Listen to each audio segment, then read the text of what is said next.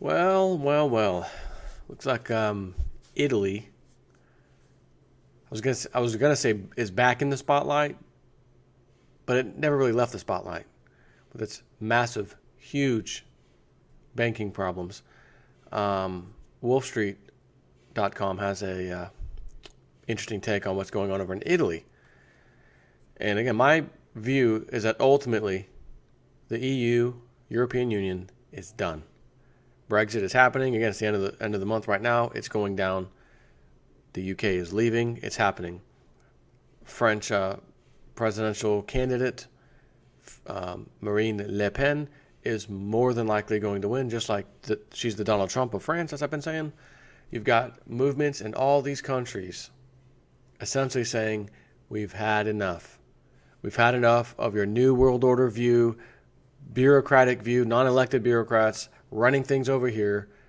And as Italy's finding out, we don't have our own printing press. So we got to keep trying to work with the ECB and beg them for money and help us and buy the bonds and do these things for us. And it's just not working. Because then other countries within the EU are saying, well, hey, why do they get this special treatment? It's against the rules, honestly, in the EU. But who cares about rules, especially when unelected officials are doing it? They break the rules. Who cares? Who's going to hold them, hold their feet to the fire? Who's going to police the police, right? Italy at the grim edge of a global problem. To be young, gifted, educated, and Italian is no guarantee of financial security these days, as a new report by the Bruno Vicentini Foundation has shown. The average 20-year-old will have 18 years to wait before living independently. What? Meaning, among other things, having a home, a steady income, and the ability to support a family. That's almost twice as long as it took Italians who turned 20 back in 2004. Again, I must keep asking, is this just a little blip on the radar? It's not a trend. It's just a little hiccup. We'll get past it. If this was the only thing I came out here and did a video about, I'd say, yeah, it could be for a little blip. Don't worry about it yet. Let's see what happens. However, everything is in trouble. Everything is a bubble. Countries are indebted up to their ears. And this is the kind of thing that happens when you have a system at that point in its lifespan, if you will. Because these systems we think it'll always be that way. No. These are just temporary forms of government, temporary financial system, temporary everything. And when it goes down, it's going to be bad. It's going to be real bad. Because the whole world is in the same flipping boat. Precious metals are the only thing that's going to save you. And maybe Bitcoin too. And sure, there might be other little things. Oh, I've invested in this. I get it. Mining companies, etc. But this is like hard data. Just in 2004, a little over a decade ago, a 20-year-old would only have to worry maybe about 9 years roughly. So 29, he'll be about 29 years old. Call it 30, somewhere around 29, 30 years old, to have all those things, living independently, his home, his steady income, married, children, or getting at least started, getting ready to have that process started with children and a wife. It's now twice as long. They've added 10 additional years, basically, to that process. This isn't even about a bank. This isn't about Monte dei Paschi, the world's, Italy's oldest bank, which is an epic failure. It's bad. It's real bad. So how does the economy affect everything else? Well, here's one way. This poor chap, or all these poor chaps, will be living with their parents for a very, very long time to come, unless they can think outside the box, don't rely on the normal system, come up with an idea myself, create a business myself, and get the hell out of here, because I want to have to go work for someone and have this crap happening. And let me see if I can find a little sweet spot. And again, competition's going to be fierce. There'll be winners, there'll be losers. Very few winners, a whole lot of losers. That's how it always goes. Now, if you're in a banking system, you will always be a winner. always win. You'll have a golden parachute when you retire. Doesn't matter if the bank is absolutely failing, beyond bankruptcy, just horrible. You will leave with all your money, pension, retirement, bonus, millions of dollars. You're set. So we have a worsening trend, he says.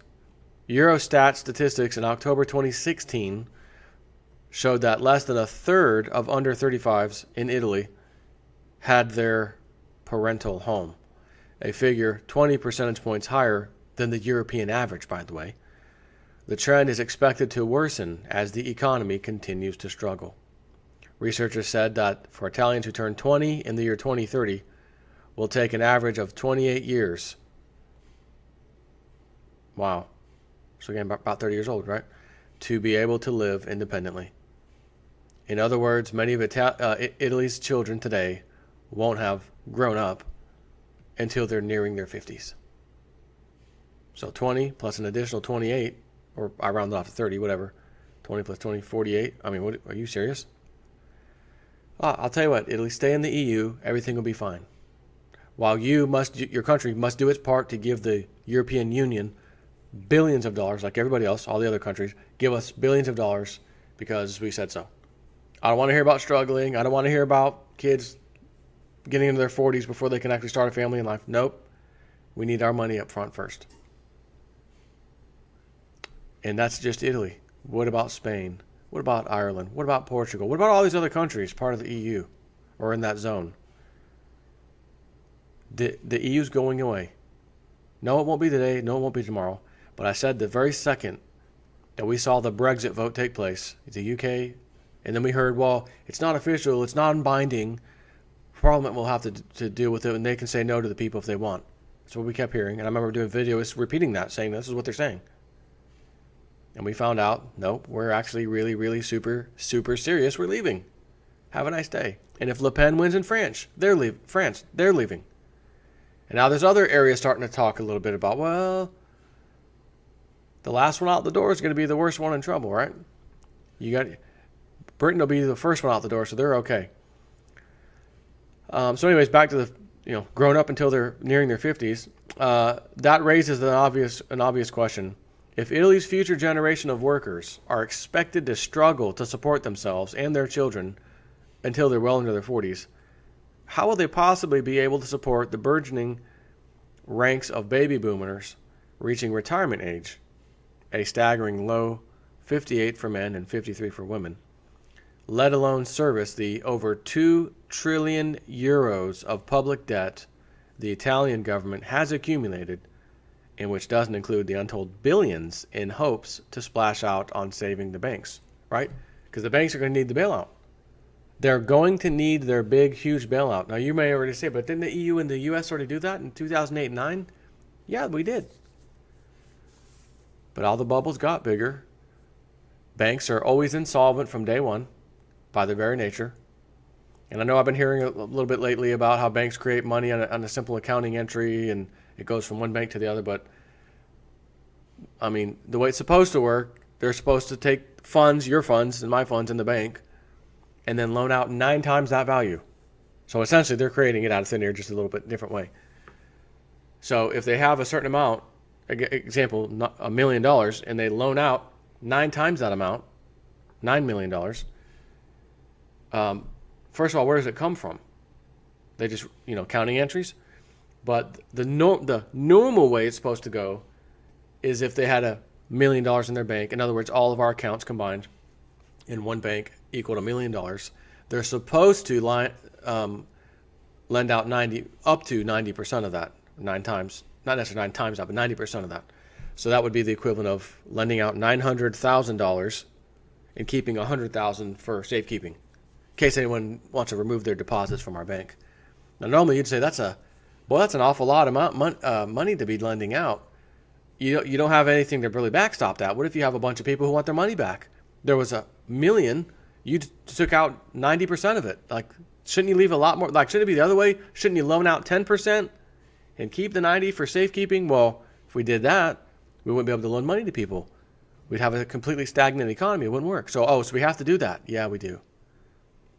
So that, by the very nature of how the banking system works, Banks are insolvent the day they open their doors. And for some reason, that's the best we can do. Unbelievable technology, smartphone. Here we go, smartphone. Oh, look at that. Look what time it is. Did you see that? 9/11. Let's put 9/11. What are the chances I pulled up the phone? Oh, 9/11 staring me in the face. But we have an ancient banking system, and we're told it has to be this way.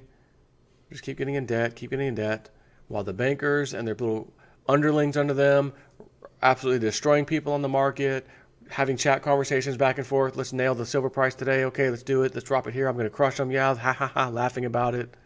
The LIBOR rate scandal. Remember, all interest rates across the world are affected by LIBOR. They're back there rigging it for each other. I'll do you today. You do me tomorrow. Yeah, well, I need this drop here. I need a little higher there. Okay.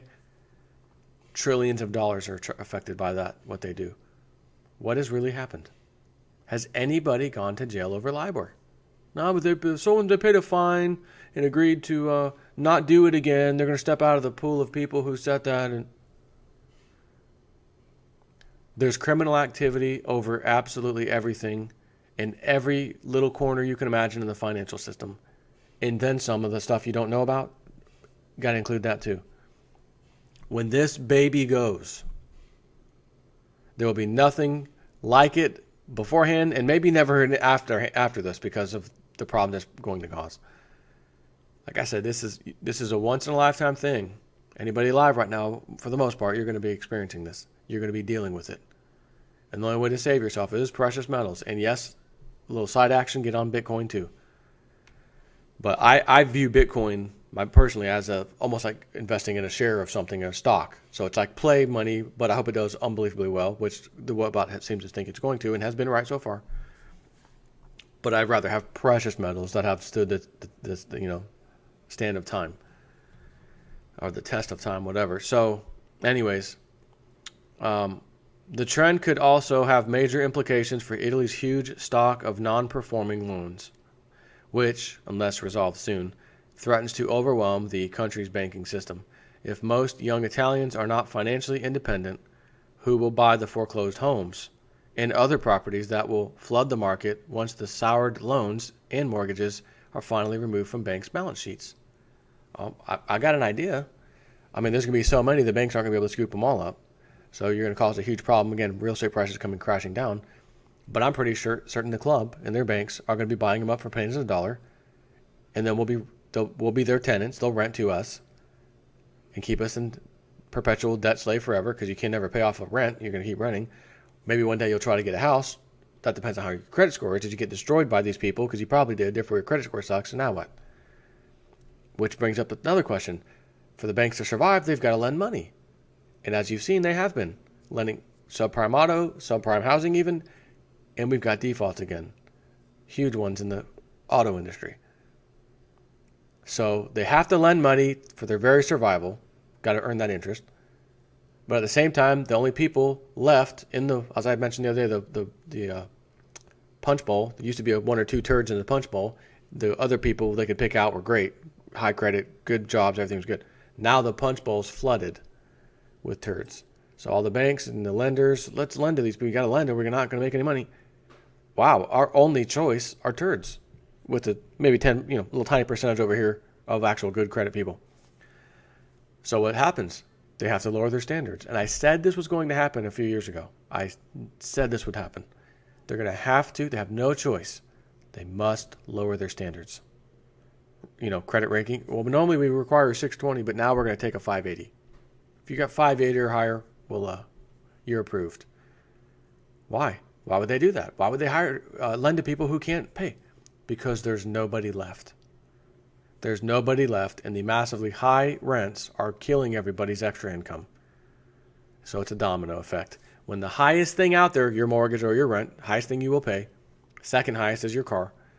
When the highest one is too high, it has a problem. Everything else, it creates a problem. Everything under it becomes hard to afford too, because all of your extra income is going to pay just that one thing, rent or mortgage. In this case, rent. Because as I said yesterday, the article I read you, 50% of these cities I talked about that used to be more mortgages in there are now more renters. Same cities, but it flip-flopped. There used to be a lot more mortgage homeowners, now they're renters with high rents. If you're the elite, you're the club, you're the government, you have to understand, guys, we need an epic crashing of everything. We have to have everything come crashing down. Every asset class, every bubble, everything that's out there must come down, and we're going to trigger it. Which means what? If you're smart and you got a way to save some money on the side, or hang on to your silver because you'll be able to sell it and make a ton of money, like I said, you will be able to buy assets out of control for unbelievably cheap prices. Boats, four-wheelers, toys, all that stuff will be coming out. When he gets hard pressed to start paying off things, he gets down to the wire, he's going to start unloading. And just by chance, a whole bunch of other people in his area will be unloading things too and have the same types of things he has. And now there's all this damn competition for some really cool stuff, and nobody's buying because most people are concerned about keeping my house going, my payments, keeping my head above water, so to speak, not wanting to buy your four-wheeler toy. So the prices are going to be fantastic. But that also assumes you're going to have money to play, because you may not. I may not. We don't know how bad this is going to get, other than it's going to be terrible. I really believe so. I just hope when it comes, the country, the world can kind of get together quickly and let this stuff crash down, and then, let's start the cycle over again. Which, again, as you know, they won't want the cycle starting over per se. They want their new world currency, single currency, so we can't do trade wars and currency wars. But you got to understand, for them to come to us and say, guys, we have to do this, and us agree, we must feel pain. You will never agree to something unless you feel some pain. And that could be your back pocketbook, your 401k being destroyed, whatever it is. It could be any of those things. And I want to know how many population of Italy. 59 million. We'll call that 60. 59.8. 60 million. And they have $2 trillion in debt. We have 6 times 7. We have about 7 times the population of Italy, right? Was that 60? No, that's a little high. Maybe 6 times. Yeah, about 6 times. So 2 trillion times 6 is 12 trillion if you want to play apples to apples. We're at 20 trillion. Yep, we don't have the problems Italy has. Well, we got our own central bank. Our own central bank can buy the bonds and the treasuries, that we print, that normally other countries would be buying. They'll step in and buy them all. We got a central bank. Italy doesn't. Which is why it's going to realize we have to leave. We must leave the EU. In order to save ourselves, we have to leave. And a little hint for Italy, take out the Vatican while you're there. Kick them out. Go down underground, see what they got in there. I think you'll be quite fascinated. So anyways, this raises an obvious question. If Italy's future generation of workers are expected to struggle, well, I've already read that part, let alone service their over $2 trillion of debt, public debt, and the Italian government has accumulated, the government has accumulated, and which doesn't include the untold billions it hopes to splash out on saving the banks in the near future. The trend could also have major implications for Italy's huge stock of non-performing loans, which, unless resolved soon, threatens to overwhelm the country's banking system. And he has a link to another article he had. If most young Italians are not financially independent, who will buy the foreclosed homes and other properties that will flood the market once the soured loans and mortgages are finally removed from the bank's balance sheets? As happened in Spain and other crisis-hit countries, global private equity funds will probably pick up much of this slack by buying up huge tranches of foreclosed or unoccupied properties, as well as occupied social housing units at knockdown prices. But whether they'll actually be able to rent the properties they buy or unload them at a profit is a whole other matter. What with most young Italians forced or choosing to stay at home with their parents. Youth unemployment is a global problem that is already having a major impact on societies and their ability to finance their needs. Youth unemployment is a staggering 54% in southern Africa. In Greece, it's 46%. In Spain, it's 42%. Italy, 40%. In Iran, 30%. Averaged across OECD countries, 14.6% of youth, all youth, some 40 million people, were so-called NEETs, or NEETs, NEETs, not in education, employment, or training in 2015. In Southern Europe, the share was sharply higher, with between 1/4 and 1/5 of all young people out of work and not in education in Greece, Italy, or in Spain. In Italy, the main reason why so few young Italians are financially independent is they can't afford it. Of the 15 Western European nations ranked in the 2016 Global 50 Remuneration Planning Report,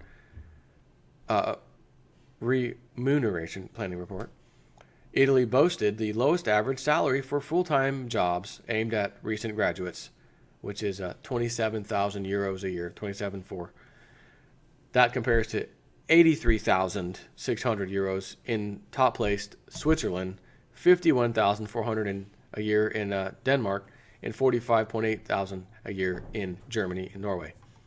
Even in Spain, a country that has broken the 20% unemployment barrier 3 times in the last 30 years, and which has been described by one Spanish economics professor as the worst labor market on earth, recent graduates can expect to take home $3,000 or euros more a year than their Italian counterparts. So they're at 27.4. Spain, you'll be a cool 3,000, 30,000. Does that sound like a good college salary for you? You know, out of college, got your degree, good salary to start with. I'm sorry, were you expecting to make 50 or 60? No. I'm sorry, that's not going to happen. Finally, we have the €1,000 a month dream. For unskilled workers in Spain, Italy, and Greece, the job's reality is even bleaker. In Spain, 10 years ago, Milerista, a term to denote someone earning $1,000 a month, was coined to highlight the plight of young workers with low-paid jobs that could never dream of owning their own flat. Today, with a youth unemployment rate of over 40%, becoming a Milerista has become something to aspire to. The alternative is the eternal internship carousel, or that's how they say it over there, carousel. We say it carousel over here.